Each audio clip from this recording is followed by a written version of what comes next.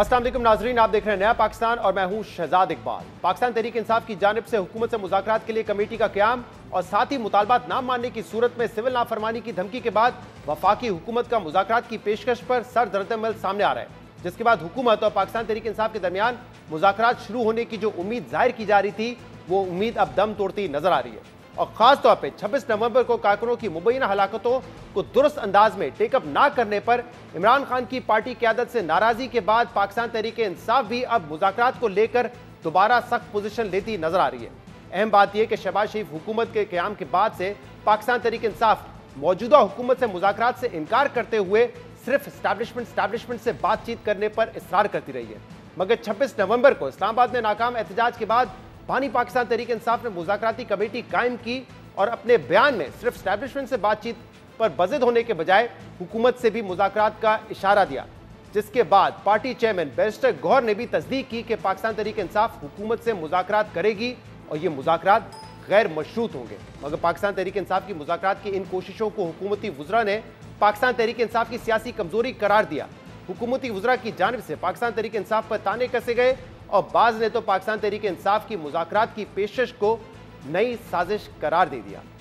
जब जनरल फैज़ हमीद की चार्जशीट देखी है तो उस वक़्त सज़ाओं से घबरा गए हैं और उस घबराहट में ये एक टैक्टिकल मूव है जिसे पंजाबी कहते हैं झांसा, वो ये झांसा दिया जा रहा है। अब इनके पास और कोई चॉइस नहीं रहेगी, हर काम करके देख लिया। एक पॉलिटिकल रेटरिक है, ये धमकियां दें जो मर्जी करें, ये पहले भी धमकियां देते रहे हैं, इनकी तमाम धमकियां नाकाम रही हैं और अब पॉलिटिकल फेलियर जब हो जाए ना, देखिए पार्टी 3 हिस्सों में तकसीम है। एक वैसे ही ढकोसला है, ये इसमें संजीदा नहीं है, ये अपनी हरकतों से बाज नहीं आ सकते।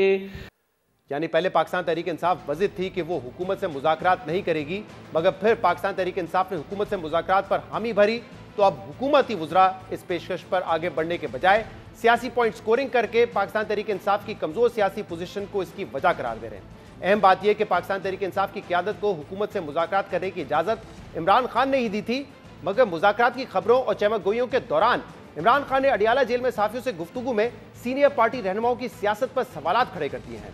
इमरान खान ने कल सहाफ़ियों से गुफ्तगू में कहा है कि वो क़यादत पर अदम एतमाद नहीं कर रहे, लेकिन हैरानी है कि बाहर सब खुशी खुशी रह रहे हैं। अखबार में छपी खबरों से ऐसा तासुर मिल रहा है कि बाहर सब गुडी गुडी चल रहा है। हुकूमत सिविल नाफरमानी के अलावा पाकिस्तान तहरीक इंसाफ के लिए कोई रास्ता नहीं छोड़ा, इस मुल्क का वाहिद हल इनकलाब है। जबकि आज सहाफ़ियों से गुफ्तगू में पाकिस्तान तहरीक इंसाफ के वकील सेनेटर अली जफर ने कहा है कि पाकिस्तान तहरीक इंसाफ का मुज़ाकरात का तरीका गलत है। ऐसा लग रहा है कि जैसे भीख मांग रहे हैं। इमरान खान भी इस तरीके पर गुस्से में हैं। मेरी इमरान खान साहब से कल मुलाकात हुई और मैंने उनको ये पूछा तो बड़े गुस्से में थे वो, और उन्होंने कहा कि ये कहाँ का ये मुज़ाकरात का ये तरीका नहीं होता, हम किसी से भीख नहीं मांग रहे, हम किसी से रिक्वेस्ट नहीं कर रहे मुज़ाकरात पे करें, बल्कि हमने तो शराइत 2 लगाई हैं कि अगर आपने मुज़ाकरात करने हैं तो पहले ये 2 शराइत पूरी करें हमारी। इमरान खान की पार्टी क़यादत के रवैयों और मुज़ाकरात की हिकमत अमली पर तनकीद के बाद पाकिस्तान तहरीक इंसाफ रहनुमाओं के मुज़ाकरात को लेकर बयानात में भी तब्दीली नजर आ रही है। पाकिस्तान तहरीक इंसाफ के रहनुमा शेर अफजल मरवत ने आज जियो न्यूज़ के नुमाइंदे अबू बकर सिद्दीक से गुफ्तगू में कहा है कि इमरान खान ने अभी मुज़ाकरात का नहीं कहा, अभी सिर्फ मुज़ाकराती कमेटी बनाई है। इस वक्त पाकिस्तान तहरीक इंसाफ कारकुनों के घरों में मातम है, ऐसी सूरत-ए-हाल में मुज़ाकरात का शोशा छोड़ना मुनासिब नहीं। मुज़ाकरात की बातें करने से कारकुनों को मायूसी होगी। जबकि असद कैसद समेत दीगर रहनुमा ने भी आज हुकूमत से मुज़ाकरात शुरू होने की खबरों की तरदीद कर दी है। इसके अलावा आज महमूद खान अचकज़ई के घर अपोजिशन इत्तेहाद का हंगामी इजलास हुआ, जिसमें ज़राए के मुताबिक पाकिस्तान तहरीक इंसाफ समेत तमाम जमातों ने अपोजिशन इत्तेहाद के साथ आगे बढ़ने पर इत्तेफाक किया है। दूसरी तरफ 26 नवंबर को इस्लामाबाद में पाकिस्तान तहरीक इंसाफ कारकुनों की मुबैना हलाकतों के मामले पर हुकूमत और पाकिस्तान तहरीक इंसाफ के दरमियान लफ्जी जंग जारी है। जहां एक तरफ पाकिस्तान तहरीक इंसाफ की जानिब से हलाकतों पर मुतज़ाद दावे किए जाते रहे, वहीं इस मामले पर अब हुकूमती रहनुमा गोली ना चलने के दावे से पीछे हटते नजर आ रहे हैं, क्योंकि इब्तिदा में तो वजीर दाखिला और वजीर इत्तलात ने यह दावा किया था कि उस रात सिक्योरिटी एहलकारों के पास आतिशी असला ही नहीं था, इसलिए लोगों की हलाकतें तो दूर किसी ने गोली तक नहीं चलाई। मगर 2 रोज पहले नायब वजीर आजम इसाक डार ने सेनेट में यह एतराफ़ किया कि उन्हें जो ब्रीफिंग दी गई है उसके मुताबिक सिक्योरिटी एहलकारों ने सिर्फ हवाई फायरिंग की थी। जबकि कल सेनेट से खिताब में नून लीग के सेनेटर अफनानुल्लाह ने कहा है कि मैं खुद सियासी वर्कर हूं, इसलिए मुझे तकलीफ है जिस तरह बच्चों पर गोलियां चली। जो गवर्नमेंट को ब्रीफिंग दी गई है उसके मुताबिक ہوائی فائرنگ ضرور ہوئی ہے، اور وہ بھگدڑ جو مچی ہے اور جو لیڈرشپ پھر بگوڑے ہوئے ہیں، بھاگے ہیں، جس کی کلپس موجود ہیں سوشل میڈیا پہ، that actually created all this mass. افسوس کا مقام یہ ہے کہ آپ غریب لوگوں کے خون کو بیچ رہے ہیں. میں خود سیاسی ورکر ہوں جناب پریزائڈنگ آفیسر صاحب، میں خود ہوں. مجھے بڑا فخر ہے اس بات پہ. مجھے بڑی تکلیف ہے ان بچوں بیچاروں کی، ان بیچاروں کو جس طرح ان کے اوپر جو ہے وہ گولیاں چلیں. اور اس پہ بات کرنے کے لیے ہمارے ساتھ موجود ہیں پاکستان کے وزیر دفاع خواجہ آصف. خواجہ صاحب بہت بہت شکریہ وقت دینے کے لیے. خواجہ صاحب، ایک عرصے تک پاکستان تحریک انصاف یہ کہتی رہی کہ نون لیگ بے شک حکومت میں ہو لیکن طاقت ان کے پاس نہیں ہے، تو ان سے تو مذاکرات نہیں کریں گے، ہم ان سے بات چیت کریں گے جن کے پاس اصل طاقت ہے. لیکن اب پاکستان تحریک انصاف نے ایک کمیٹی بنا دی ہے، وہ مذاکرات کی خواہش رکھتے ہیں اور غیر مشروط مذاکرات کی خواہش رکھتے ہیں. لیکن اب حکومتی جو رہنما ہے وہ کہہ رہے ہیں کہ نہیں، ہمیں تو ان کی نیت پہ شک ہے، یہ گھبرا گئے ہیں اس لیے مذاکرات کی بات کر رہے ہیں، یا یہ ہمیں جھانسا دینے کی کوشش کر رہے ہیں. کیا وجہ ہے کہ اب جب وہ مذاکرات کرنا چاہتے ہیں تو حکومت نہیں چاہتی؟ بسم اللہ الرحمن الرحیم. شہزاد صاحب، یہ واقعی سب کے لیے شک شبے والی بات ہے کہ جو پارٹی جو ہے جن کا ایک عرصہ دراز سے اینٹی مذاکرات جو ہے سٹینڈ رہا، جب وہ پاور میں تھے تب بھی مذاکرات کرنے کے خلاف تھے. آپ کو یاد ہوگا کہ میاں شہباز شریف، جب شہباز شریف لیڈر آف اپوزیشن تھے، تو انہوں نے فلور کے اوپر میرے خیال کو 3-4 مرتبہ کہا کہ ہمیں آپس میں مذاکرات کرنے چاہیے. لیکن انہوں نے نہ صرف انکار کیا یا ہاتھ جھٹک دیا، بلکہ بڑی تضحیک آمیز لہجے میں وہ بات کرتے تھے جب وہ ہم مذاکرات کی آفر کرتے تھے.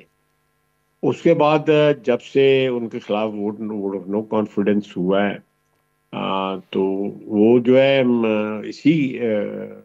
اسی پہ اصرار کر رہے ہیں کہ ہم نے اسٹیبلشمنٹ نے، جس طرح آپ نے بھی کہا ہے کہ اسٹیبلشمنٹ سے ہم نے مذاکرات کرنے. جی ایکچولی وہ دیکھیں، اوریجنلی اگر آپ ذرا پی ٹی آئی کی اس میں جائیں نا تاریخ میں، تو میرا خیال ہے ان کے پہلے جنرل سیکرٹری بھی ایک ریٹائرڈ میجر جنرل تھے. تو وہ ایک کیا کہتے ہیں انگریزی میں، if I'm not wrong، symbiotic relationship ہے ان کا اسٹیبلشمنٹ کے ساتھ، if I'm not using the wrong word. تو وہ اس کو اس لیے اس قسم کا ریلیشن شپ ہو تو آدمی اپنے اوریجنز کی طرف ریورٹ کرتا ہے. تو میرا خیال ہے اسی لیے وہ جو ہے نا اصرار کرتے رہے.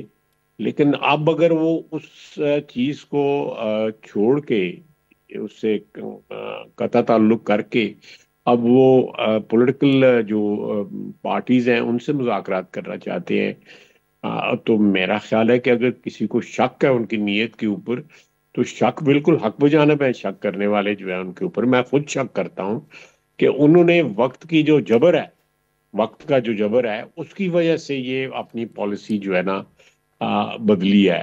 It's a huge shift in his policy, بہت بڑا شفٹ ہے.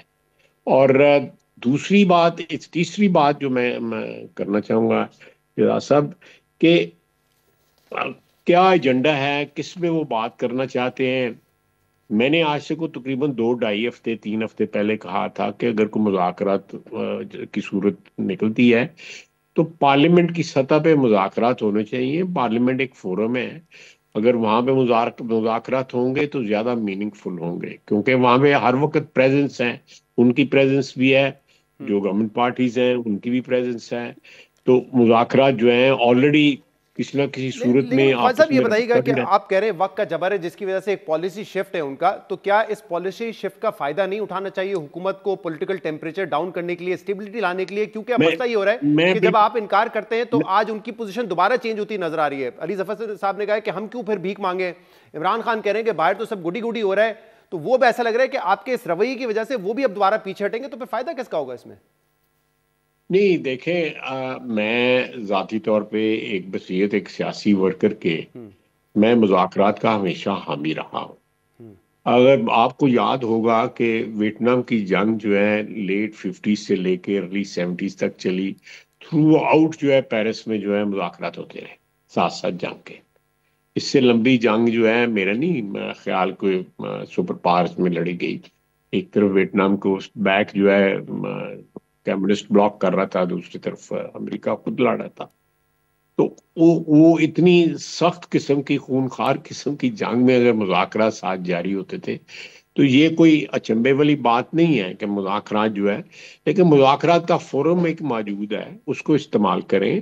اس سے پارلیمنٹ کا جو ادارہ ہے اس کو بھی تقویت پہنچے گی، اس کے اوپر اعتماد جو ہے لوگوں کا بحال ہوگا. میرا خیال ہے کہ مجھے کم از کم ان کے ساتھ جو رابطے ہیں جو بھی اسٹیبلش ہوئے ہیں، میں ان کا حصہ تو نہیں ہوں،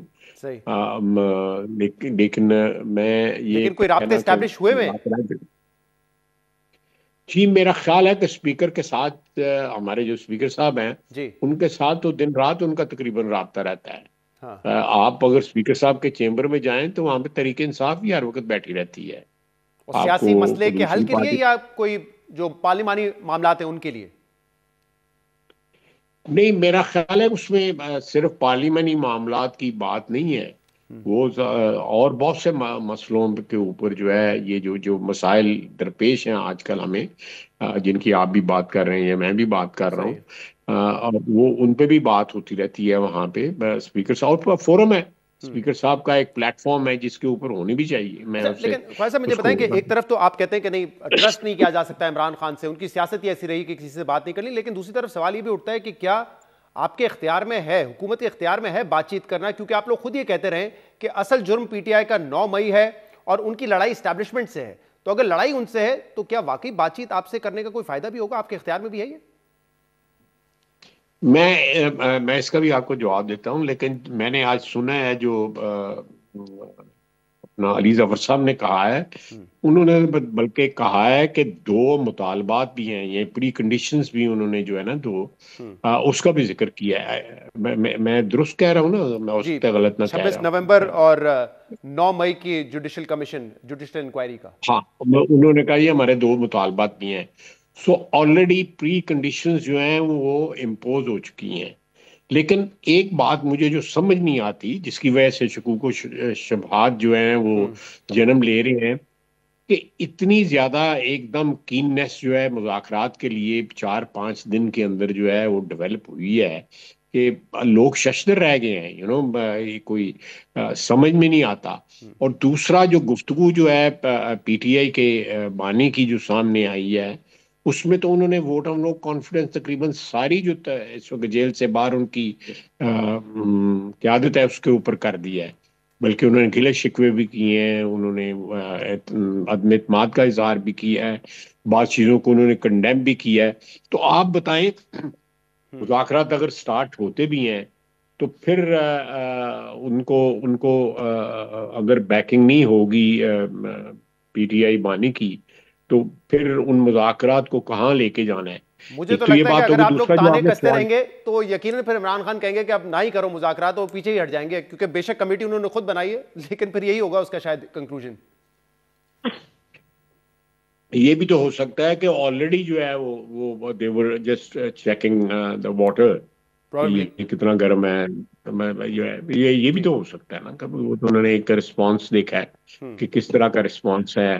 اگر ان کی مرضی کے مطابق رسپانس، لیکن میں آپ کو بڑی فرینکلی بات بتاتا ہوں کہ وہ ایک دم یو ٹرن لے کے جس طرح سچویشن جو ہے جو آج جس کو اسٹیٹ کریں گے کل اس پہ کھڑے نہیں رہیں گے. یہ ان کا ایک پورا ٹریک ریکارڈ ہے جو کئی سالوں کے اوپر جو ہے نا وہ اسپریڈ ہوا ہے. میں چاہوں گا خواجہ صاحب دوبارہ اپنے جو حکومت کے اختیارات کے حوالے سے بتائیے گا کہ آپ لوگوں کے پاس ہے، کیونکہ میں اس میں ایڈ بھی اگر کروں ایک مثال، ابھی آپ لوگوں نے فضل الرحمان صاحب کے ساتھ معاہدہ کیا کہ آپ ہمیں سپورٹ کریں، 26ویں ترمیم میں ہم مدرسہ رجسٹریشن بل منظور کروائیں گے، لیکن وہ پارلیمنٹ سے منظور ہو گیا، صدر صاحب نے واپس بھجوا دیا، وہ منظور نہیں ہو رہا.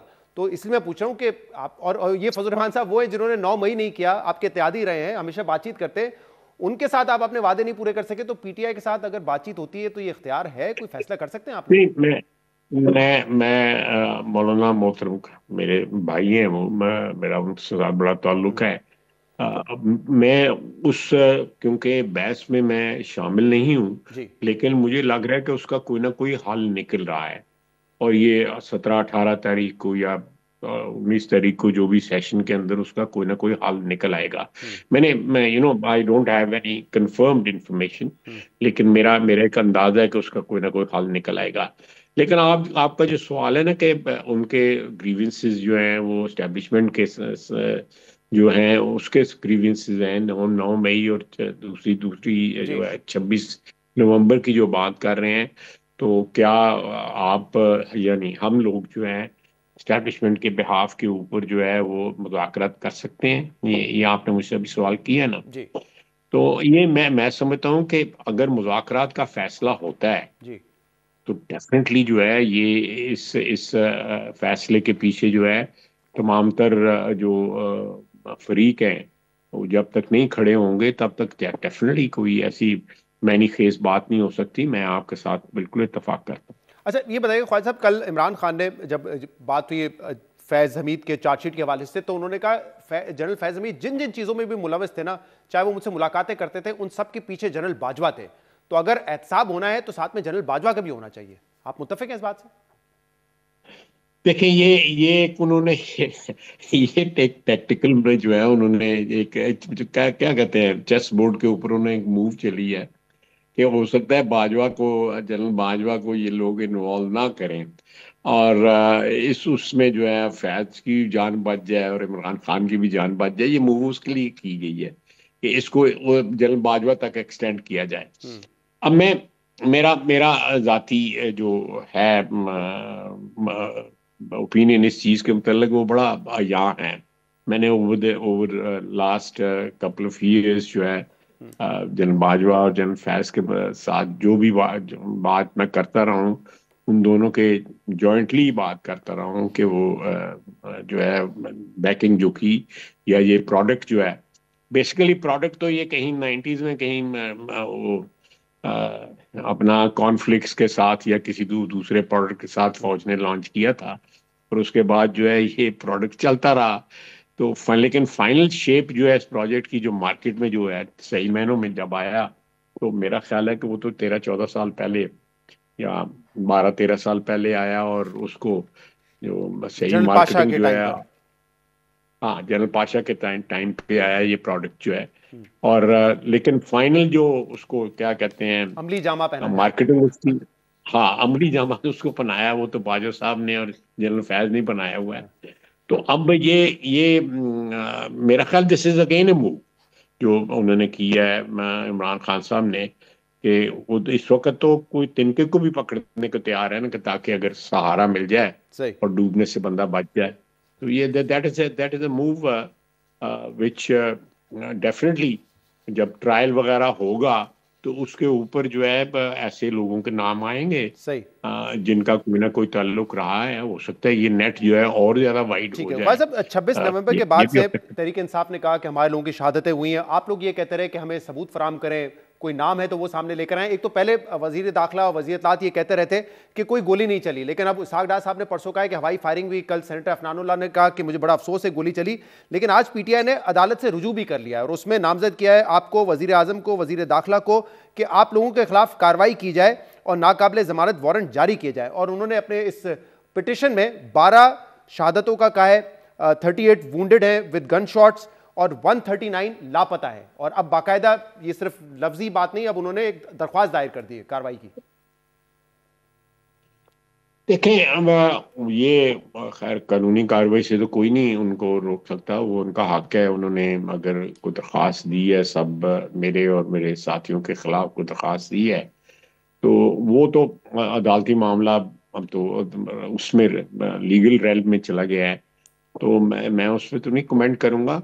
लेकिन अभी तक कोई सबूत नहीं उन्होंने फराम किया. और दूसरी बात है, मुझे बताया जाए कि जो पुलिस वाले और रेंजर्स वाले जो शहीद हुए हैं उनके मुताल्लिक क्यों नहीं बात करते. वो वाई वो एक लफ्ज भी जो है अटर नहीं किया पूरी लीडरशिप ने. क्या वो पाकिस्तानी नहीं थे? क्या वो किसी के भाई बंद नहीं थे? क्या किसी घर के जो है वो रोजगार कमाने वाले नहीं थे और वो ड्यूटी कर रहे थे? कोई वो PNF PMLN के वर्कर या किसी और पार्टी के वर्कर नहीं थे. کرنا چاہیے تھا خواجہ صاحب، میں ایگری کرتا ہوں کرنا چاہیے تھا، لیکن آج رینجرز والا مقدمہ بھی بانی پی ٹی آئی اور بشرا بی بی کے خلاف درج ہو گیا ہے، اور ایف آئی اے میں کہا گیا ہے کہ باقاعدہ اڈیالہ جیل میں ایک منصوبہ بنا اور سازش کے تحت یہ ایکسیڈنٹ کروایا گیا جس میں 3 فوجی اہلکاروں 3 رینجرز کے اہلکاروں کی شہادت ہوئی ہے. اب یہ بات تو زبان زد عام ہے، بلکہ رپورٹ ہوئی ہے کہ ہاشم وباسی نامی ایک لڑکا ہے جو کہ اس وقت حراست میں بھی ہے، اور وہ یہ کہہ رہا ہے کہ میرا تو کوئی تعلق نہیں تھا اس جلسے سے، اس احتجاج سے، لیکن پھر ایف آئی آر ان کے اوپر درج کر دی گئی ہے. باقاعدہ کہا ہے کہ اڈیالہ جیل میں منصوبہ بنا ہے اس کا.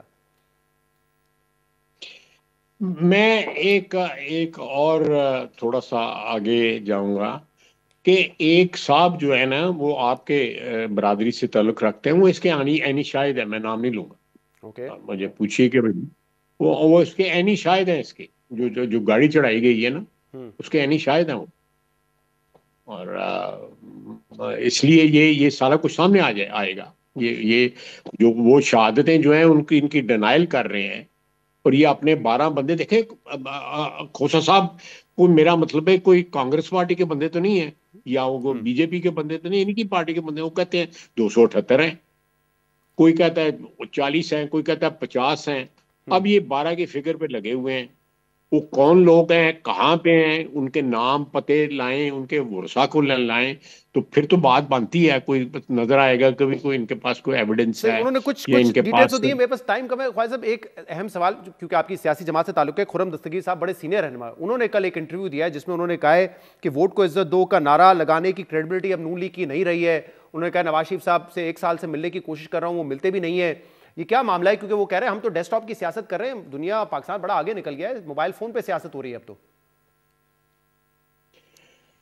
کہ ان کو کوئی نہ کوئی گلے شکوے ضرور ہوں گے. جب سیاسی ورکر جو ہے وہ گلے شکوے کرنے شروع کر دے تو اس کو میرا خیال ہے کہ اگر مجھے بھی، میں 34-35 سال سے سیاست میں ہوں، پارلیمنٹری سیاست میں، مجھے بھی گلے شکوے وقتاً فوقتاً رہے ہوں گے، لیکن میں نے گلے شکوے ٹی وی پہ نہیں کبھی کیے. میں سمجھتا ہوں کہ میرے لیے بلاسفیمس ہے کہ میں سمجھتا ہوں کہ میں اپنا status as a political worker جو ہے کمپرومائز کروں گا کہ میری اگر پارٹی کے ساتھ میرے گلے شکوے ہیں تو میں ٹی وی پہ آ کے کروں.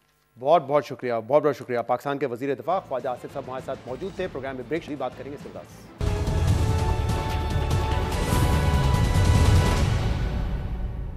ویلکم بیک ناظرین. پوری سیاسی صورتحال پہ ہم بات کریں گے، پاکستان تحریک انصاف کا موقف لیں گے، اور اس کے لیے ہمیں جوائن کیا ہے سینئر رہنما پاکستان تحریک انصاف اسد کیسر صاحب نے. اسد صاحب بہت بہت شکریہ وقت دینے کے لیے. ہم نے دیکھا کہ پچھلے ہفتے عمران خان نے ایک 5 رکنی کمیٹی بنائی مذاکرات کے لیے، اور اس کے بعد آپ لوگوں کی طرف سے بیانات بھی آئے کہ ہم حکومت کے ساتھ مذاکرات کے لیے کرنے کے لیے تیار ہیں اور غیر مشروط مذاکرات کرنے کے لیے تیار ہیں. لیکن پھر اچانک سے کل اڈیالہ جیل میں کیا ہوا ہے؟ کیونکہ وہاں پہ تو بانی P T I Imran Khan نے جب صحافی سے گفتگو کی، انہوں نے تو بڑا حیرانی کا اظہار کیا ہے پارٹی لیڈرشپ کے رویے پہ. وہ کہہ رہے ہیں کہ باہر تو ایک دوستانہ ماحول ہے، جس طریقے سے 26 نومبر کے واقعات کو اٹھانا چاہیے تھا وہ آپ لوگوں نے کیا نہیں. یہ کیا معاملہ ہے؟ کمیٹی بھی انہوں نے بنائی لیکن اب کہہ رہے ہیں دوستانہ ماحول ہے، جو بڑا حیران کر رہے ہیں ان کو. شکریہ.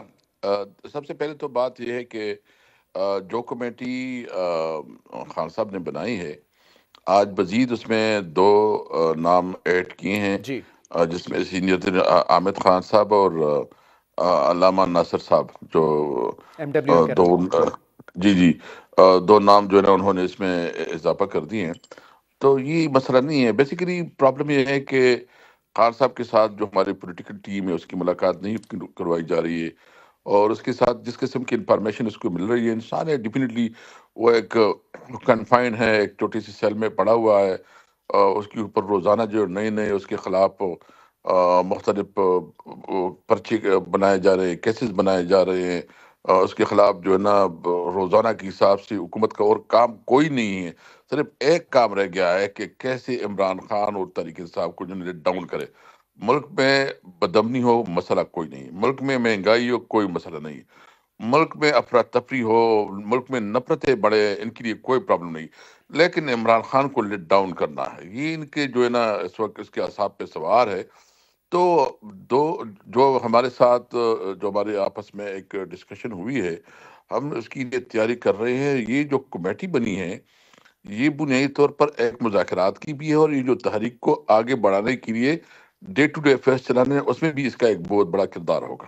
لیکن اسد کیسے صاحب آپ کہہ رہے ہیں ملاقات نہیں ہو رہی. کل سینٹر علی ظفر صاحب نے ملاقات کی ہے, علیمہ خان صاحبہ نے ملاقات کی ہے, صحافی جاتے ہیں وہاں پہ ان سے سوال کر رہے تھے تو وہ اپڈیٹڈ تو تھے, اور علی ظفر صاحب نے بھی کہا ہے کہ غلط طریقے سے ہم مذاکرات کی بات کریں, ایسا لگ رہا ہے ہم بھیک مانگ رہے ہیں. اور عمران خان اس بات پہ بڑے غصے میں ہے, یعنی کہ ان کو اپڈیٹ تو کیا تبھی تو غصہ ہے ان کو. دیکھیں سب سے پہلے بات یہ ہے کہ یہاں جتنی بھی ہمارے پارلیمنٹیرین ہے, لیڈرشپ ہے, وہ اس کے اوپر جو ہے نا بہت زیادہ یعنی میرے اوپر 11 پرچے. کوئی ایک ایم این اے یا پارلیمنٹیرین یا لیڈر ایسا نہیں ہے, کیونکہ وہ عدالت سے ضمانتیں لیتے ہیں, پھر ادھر اس کو جانا ہوتا ہے. ایک مشکل صورتحال کا سامنا ہے.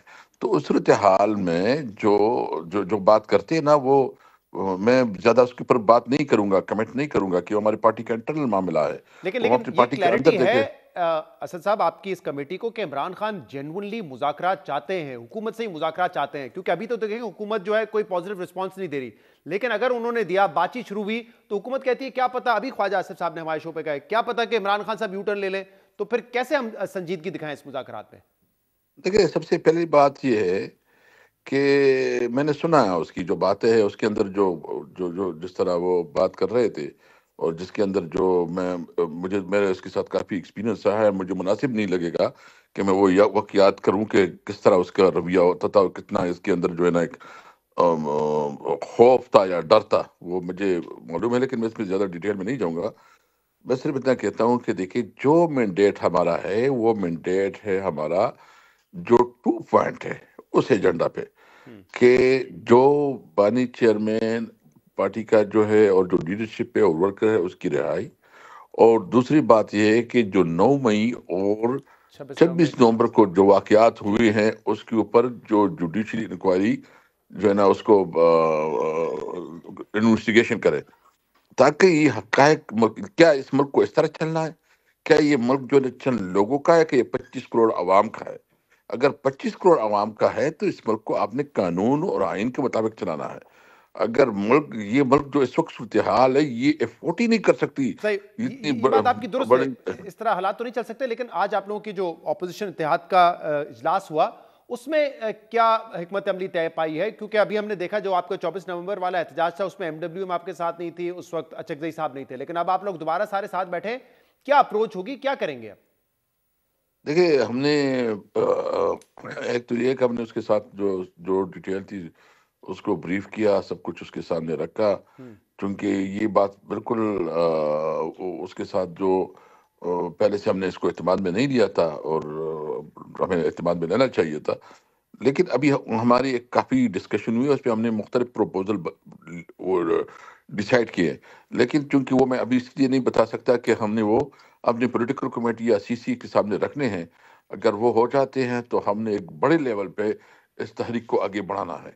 یعنی ہم صرف دیکھیں, ہم نے جو مذاکرات کی بات کی, آپ کو پتہ ہے میاں شہباز شریف صاحب جو ہے نا اروہ کی بات کرتے تھے کہ میں چارٹر آف اکانومی چاہتا ہوں, ملک میں جمہوریتی چارٹر آف ڈیموکریسی چاہیے.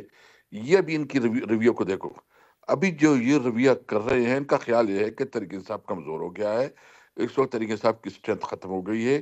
یہ ان کی غلط فہمی ہے.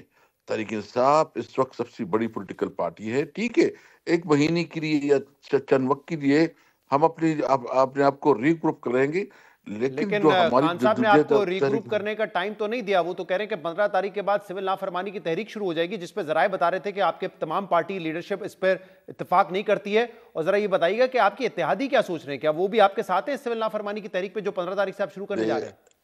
نہیں, دیکھیں خان صاحب نے جو بات کی ہے منوان اس کے مطابق ہوگا.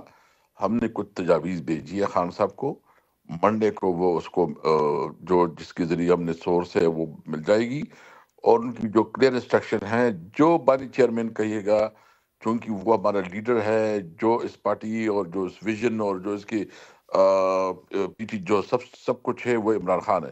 عمران خان تحریک انصاف ہے, تحریک انصاف عمران خان آپ کے تو لیڈر ہیں, لیکن اتحادی آن بورڈ ہیں اس پہ, وہ ساتھ دیں گے کیونکہ آپ کہہ رہے ہیں نا مل کے تحریک چلائیں گے. بالکل, ہم نے ان کو آن بورڈ کر دیا ہے. وہ ہم سے شاید 2 قدم آگے ہوں گے. جو ان کا آج تھا بالکل وہ جو بات تھی وہ بہت وہ سمجھتے تھے کہ جو 26 کو ہوا ہے یہ تو اتنا بڑا ظلم ہوا ہے, جو شہادتیں ہوئی ہیں, یہ جو شہید ہے یہ شہدائے جمہوریت ہے. اور ابھی جو خواجہ صاحب بات کر رہے تھے جی تو ہم نے تو سارا ڈیٹیل رکھ دیا. جی جو 12 ہمارے شہید ہیں، اب ہم کریں گے کیا؟ اس کے بعد ہم ہر جتنی بھی ہمارے شہداء ہیں ان کے پاس جائیں گے، وہاں ہم جو ہے نا بڑی بڑی ختم قرآن کریں گے. ہم نے ان سے کہا بھی کہ تفصیلات آج آپ نے دی، اور یہ باقاعدہ بات نہیں، آپ نے عدالت میں جو ہے عدالت سے رجوع بھی کر لیا اس حوالے سے. بہت بہت شکریہ اسد کیسر صاحب ہمارے ساتھ موجود تھے. پروگرام میں بریک شامل کرتے ہیں، مزید بات کرتے ہیں.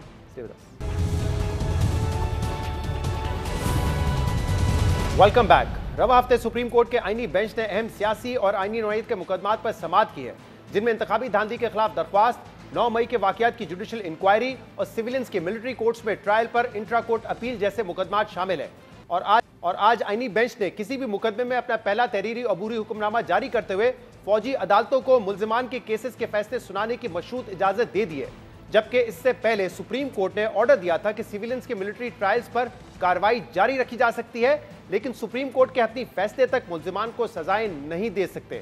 آئینی بینچ نے سماعت کے آج کے آرڈر ہے کہ آرمی کی حراست میں موجود 85 ملزمان کے خلاف فیصلہ سنانے کی اجازت دی جاتی ہے. جو ملزمان رعایت کے حقدار ہیں انہیں رعایت دی جائے، جو ملزمان رہائی کے حقدار ہیں انہیں فوری رہا کیا جائے. اس کے علاوہ جن ملزمان کو رہا نہیں کیا جا سکتا انہیں سزا سنانے پر جیلوں میں منتقل کیا جائے.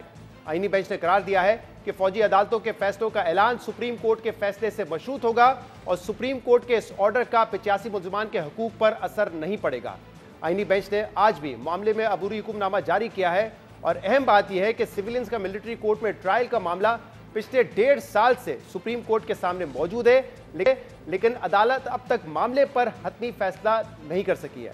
آج سماعت کے آغاز میں جسٹس جمال بندوخیل نے ریمارکس دیے کہ اس نقطے پر دلائل دیں کہ کیا آرمی ایکٹ میں ترمیم کر کے ہر فرد کو اس کیس کے زمرے میں لایا جا سکتا ہے، اور آرمڈ فورسز میں نہ ہونے والا فرد فورسز کے ڈسپلن کے نیچے کیسے آ سکتا ہے. جسٹس محمد علی مظہر نے سوال کیا کہ پہلے بتائیے کہ عدالتی فیصلے میں دفعات کالعدم کرنے کی وجوہات کیا ہیں، جس پر خواجہ حارث نے جواب دیا کہ سپریم کورٹ کے فیصلے میں خامیاں ہیں.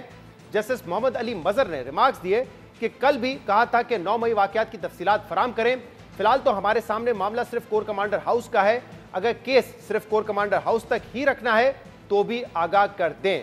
اس کے جواب میں ایڈیشنل اٹارنی جنرل نے جواب دیا کہ 9 مئی کے حوالے سے تمام تفصیلات آج صبح ہی موصول ہوئی ہیں، جو متفرق درخواست کی صورت میں جمع کروا دی جائیں گی.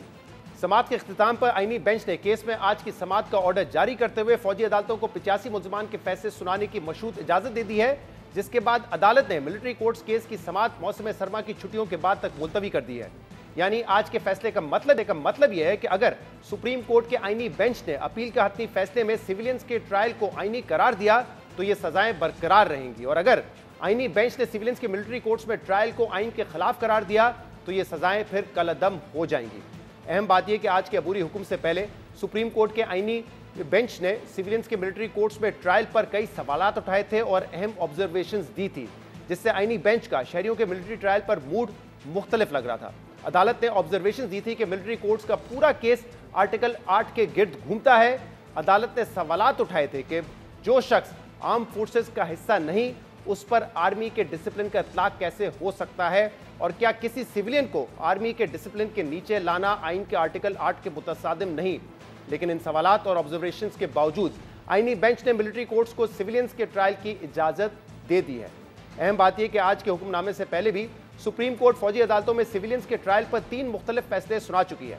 9 مئی کے فسادات کے بعد جب متعدد افراد کو حراست میں لیا گیا تو ان کے ملٹری کورٹس میں ٹرائل کا معاملہ سامنے آیا، جس کے بعد سیولینز کے ٹرائل کے خلاف سپریم کورٹ میں درخواستیں دائر کی گئیں، جس پر 23 اکتوبر 2023 کو جسٹس اعجاز الاحسن کی سربراہی میں ایک 5 رکنی بینچ نے فیصلہ دیتے ہوئے سیولینز کے فوجی عدالتوں میں ٹرائل کو آئین کے خلاف قرار دیا تھا. جسٹس اعجاز الاحسن کے بینچ کے فیصلے کے خلاف مختلف صوبائی حکومتیں نے اپیل کی تھی، جس کے بعد معاملے پر جسٹس سردار طارق مسعود کی سربراہی میں 6 رکنی بینچ تشکیل دیا گیا تھا، اور 13 دسمبر 2023 کو جسٹس سردار طارق مسعود کی سربراہی میں بینچ نے 23 اکتوبر کا عدالتی فیصلہ معطل کرتے ہوئے جزوی طور پہ سیولینز کے فوجی عدالتوں میں ٹرائل کی مشروط اجازت دی تھی، اور یہ شرط عائد کی تھی کہ سپریم کورٹ فیصلے تک فوجی عدالتوں میں فیصلہ نہیں سنائے گی. اس فیصلے کے بعد جسٹس سردار طارق مسعود نے معاملہ لارجر بینچ کے حوالے کرنے کی آبزرویشن دی تھی، جس کے بعد 28 مارچ 2024 کو جسٹس امین الدین خان کی سربراہی میں بینچ نے فوجی عدالتوں کو جزوی طور پہ ایسے افراد کے فیصلے سنانے کی اجازت دی تھی جن کی رہائی عید سے پہلے ممکن ہو.